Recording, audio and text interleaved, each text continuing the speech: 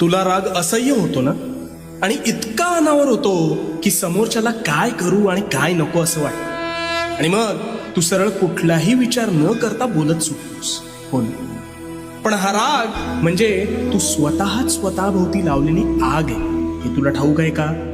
अरे याने समोरच्याचं नुकसान होत नाही, तर सर्वस्वी तुझं नुकसान होतं. त्यामुळे आता ह्या भडाग्नीवर नियंत्रण कसं प्राप्त करायचं ते सांगतो. शांतपणे.